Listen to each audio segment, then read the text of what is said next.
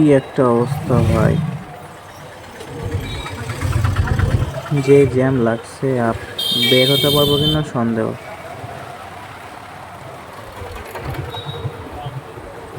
সামনে ফাঁকা আছে মনে হচ্ছে, সামনে ট্রাক আর বাসের জন্য জ্যামটা লেগে আছে।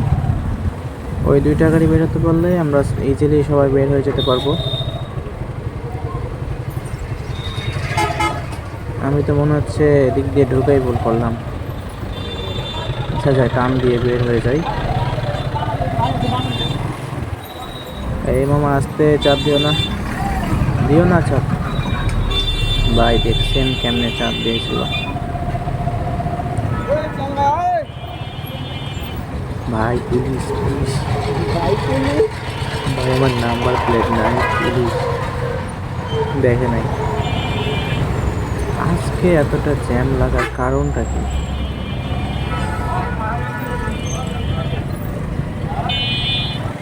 তো ফাইনালি গাইস আমরা কলেজ মোড় ঢুকে গেলাম। অনেক জ্যাম, এই জ্যামের ভিতর দিয়ে যাওয়াটাই অনেকটা মুশকিল হয়ে পড়েছে। তবে ব্যাপার না, বের হয়ে যেতে পারবো।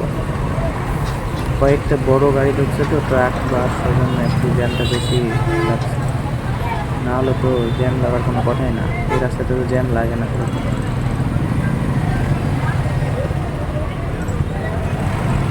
সবাই আমার দিকে তাকাইতেছে,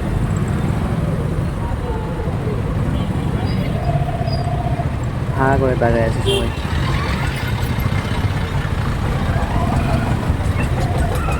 তবে জ্যাম বাঁধার জন্য কিছু কিছু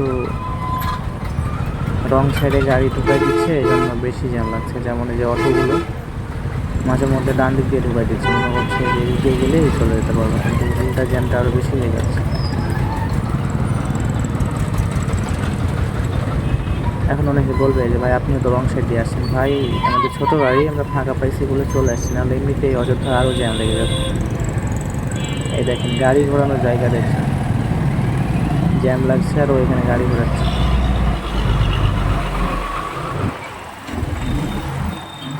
ভাই যে যেখান দিয়ে পাচ্ছে চলে যাচ্ছে, দেখার বিষয় না জ্যাম লাগছে কি লাগছে না।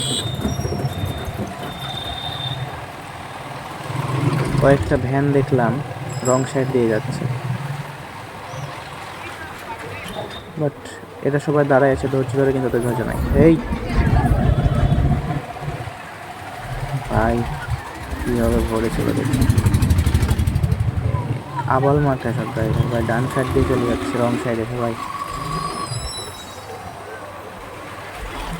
অনেক বড় জ্যাম, জ্যাম পার হতে হতে মাথা নষ্ট হয়ে গেল। হরেন, এই মামা চাপ দাও চাপ দাও, দিছিল ভাই আমাদের মায়েরা তখন।